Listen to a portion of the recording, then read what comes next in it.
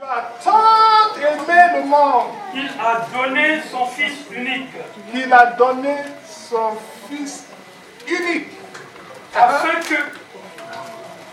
que quiconque croit en lui ne périsse point, mais qu'il ait la vie éternelle. qu'il ait la vie éternelle.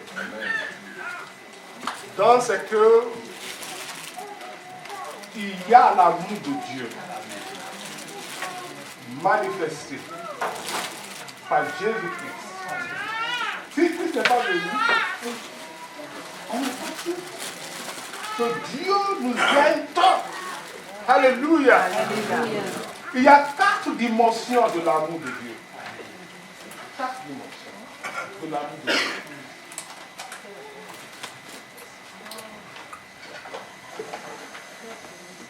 La première dimension de l'amour de Dieu,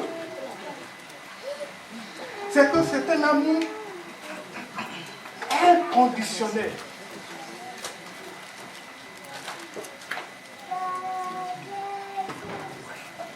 Première dimension de l'amour de Dieu. C'est un amour inconditionnel. Dieu nous aime. Vous comprenez? Malgré nos péchés, il continue à nous aimer. En espérant qu'un jour, nous allons changer de comportement.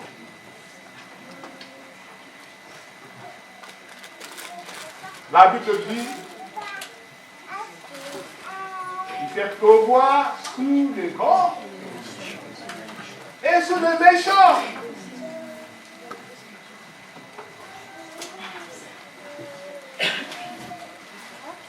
Il est favorable aux riches comme aux pauvres.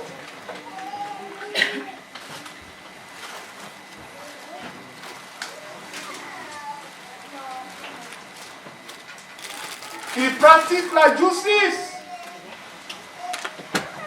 envers les grands et envers les petits. L'amour de Dieu est inconditionnel. Il continue à nous aimer malgré nous.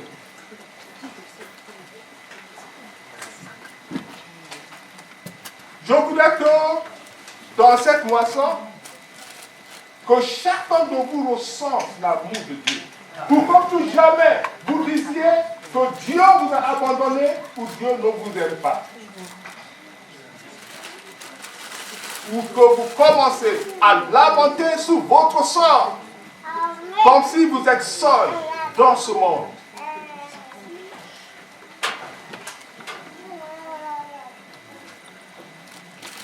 Et le but de Dieu, en descendant cette église céleste, c'est pour rassembler un peuple qui lui appartient. Un peuple fidèle qui va l'aimer d'une manière inconditionnelle, comme lui il nous a aimés.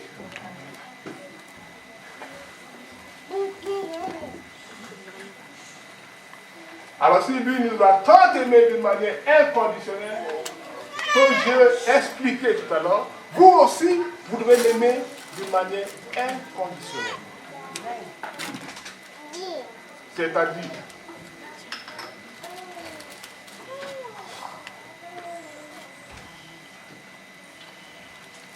non seulement quand les choses sont bien pour vous, mais surtout pendant des épreuves.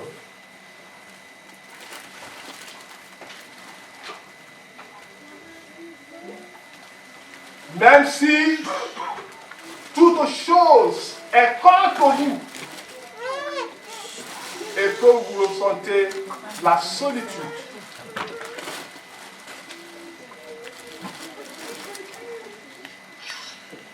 chaque moment que vous êtes persécuté ou jugés injustement, sans raison. Saint Paul n'a-t-il pas dit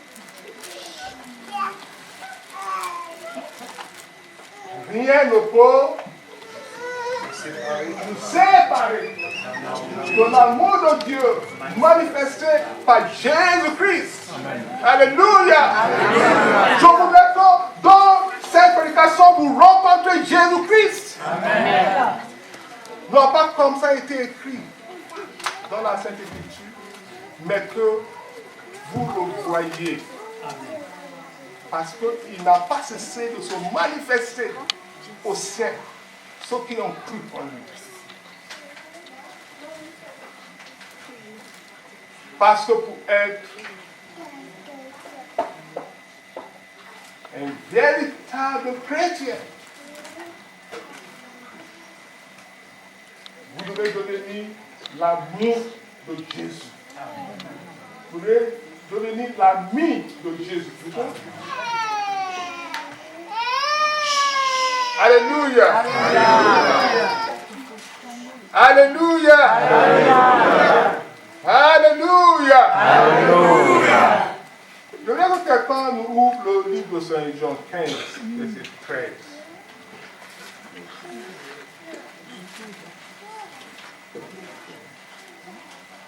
Il n'y a pas de plus grand amour Il n'y a pas de plus grand amour que de donner sa vie pour ses amis. que de donner sa vie à ses amis. Merci. Il n'y a pas de plus grand amour.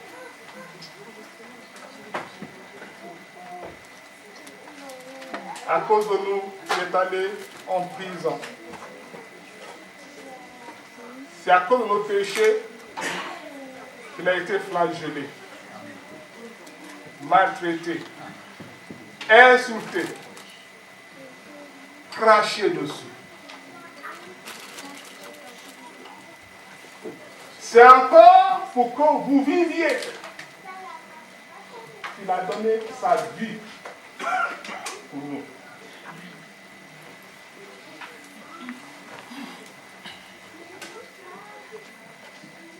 Il n'y a pas de plus grand amour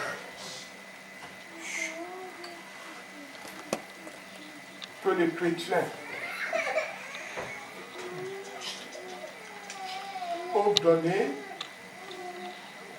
à leurs frères et à leurs sœurs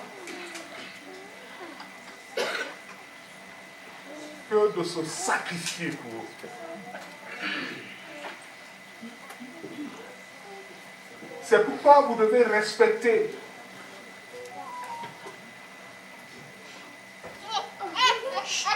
ceux que Jésus a choisis et qui sont devant vous. Parce qu'ils sont tous abandonnés pour être au service de l'Église, au service des hommes.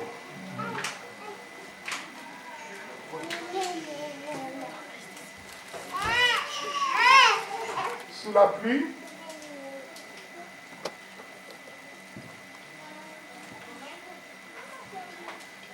au moment des difficultés, de tribulations,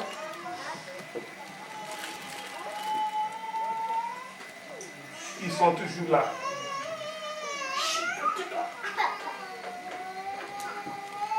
Pour faire avancer l'œuvre de Dieu.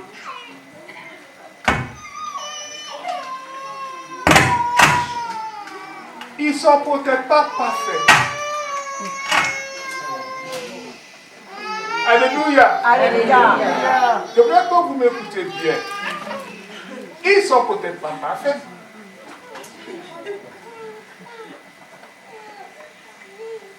Mais ils ont commencé à montrer à Dieu, à travers vous, l'amour qu'ils ont pour vous.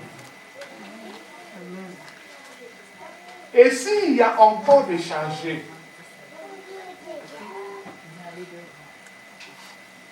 qui s'occupent encore de leur ventre, je leur demande de se repentir.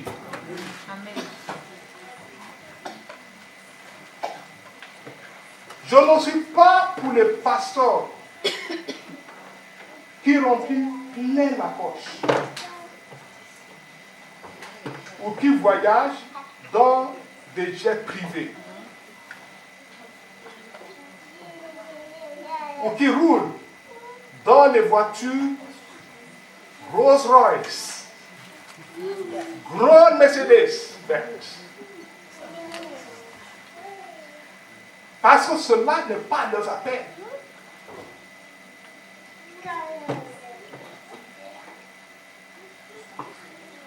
Leurs appels, c'est de servir. C'est pourquoi Jésus a dit, je ne suis pas venu pour être servi, mais pour servir. Vous êtes des serviteurs de Dieu.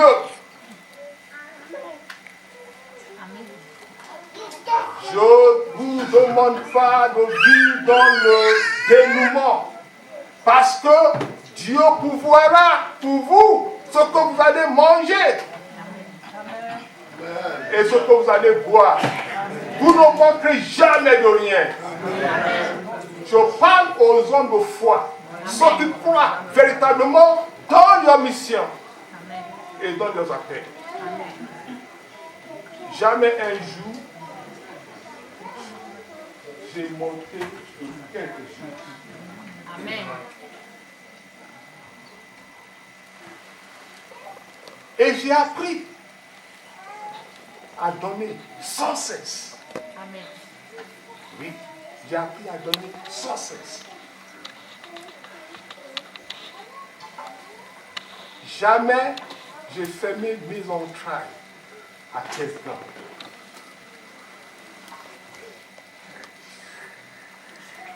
Je parle à vous selon vos tendances. Que jamais nous sommes comportés envers vous selon vos tendances.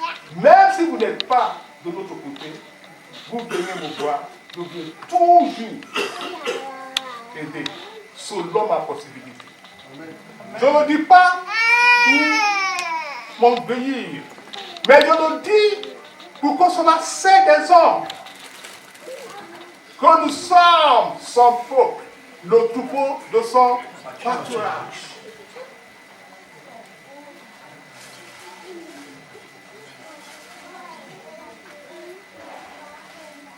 Il y a aussi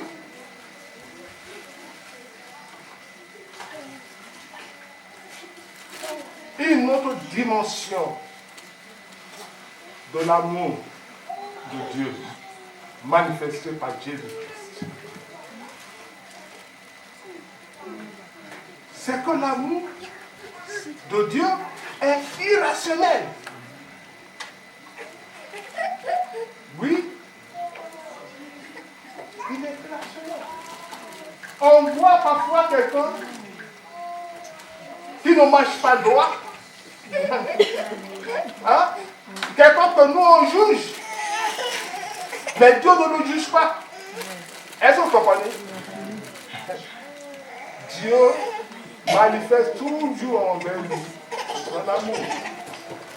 L'enchantement ne peut rien contre Jacob, L'enchantement ne peut rien contre Jacob, ni la divination contre Israël. ni la divination contre Israël. Autant marqué, Ah, les enfants de Dieu ah, ah. seront toujours son œuvre. Saura toujours son nom. Alléluia. Ne veux pas que quelqu'un te dise tu n'es pas saint. Tu es mauvais. Tu ne peux rien faire de bon de ta vie. Ne permets à personne de te minimiser, de te rabaisser.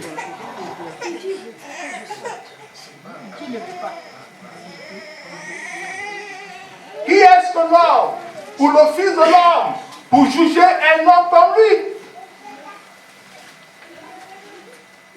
Toi, pécheur, tu vas juger un autre pécheur.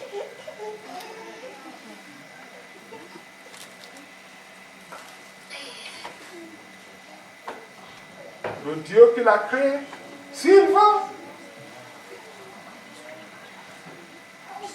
il peut nous bénir malgré toi. Il peut nous rehausser malgré vous.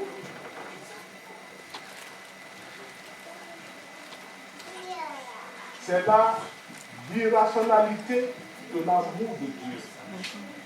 On ne peut jamais comprendre pourquoi le choix de Dieu s'est posé sur papa au chauffard.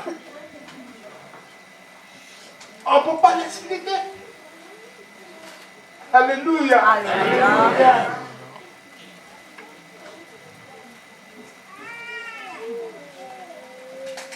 On ne peut pas expliquer pourquoi Suprême Naniba Michel est le chargé de choisir le roi, le Saint-Pierre. Parce qu'au début, il n'était pas ainsi. N'est-ce pas? Mais c'est lui qui a fini par devenir le chargé de Saint-Pierre.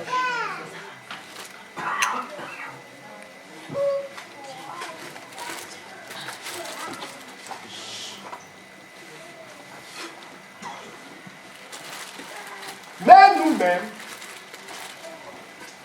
on n'aurait jamais cru que Mme Michel va devenir le chef de diocèse.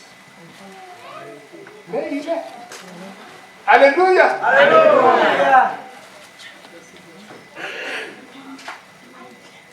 La voix de Dieu est pleine d'envie pour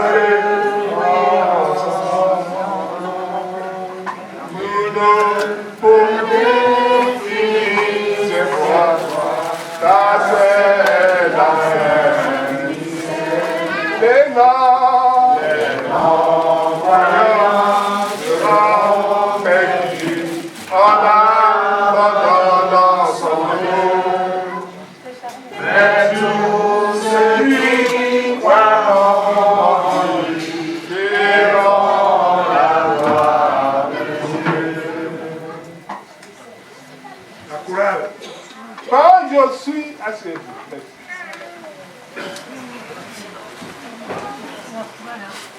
Je suis un pur produit de l'Église. Écoutez-moi bien. Je suis un pur produit de l'Église.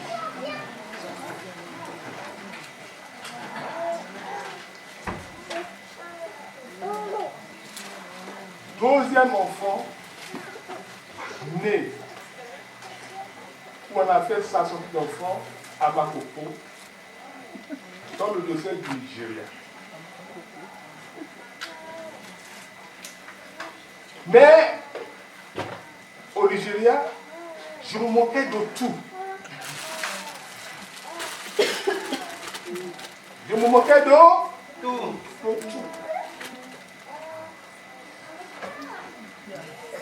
Et les pères de l'Église, même avant que je parle, quand ils me voient, ils éclatent de rire. Est-ce que vous comprenez? Je me moquais de tout. Je me moquais des prophètes. Je me moquais de mes papas. Je me moquais de tout le monde.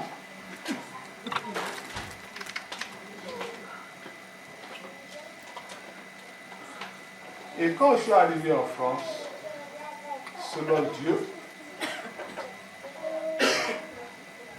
je suis devenu prophète.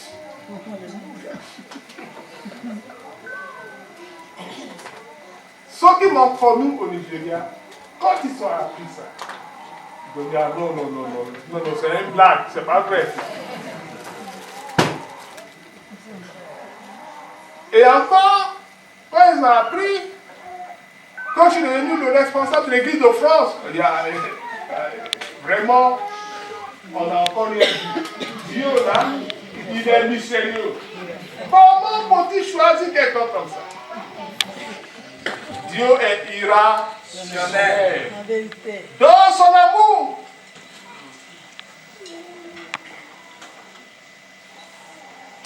Je vous raconte tout ça pour que vous puissiez apprendre à aimer votre prochain.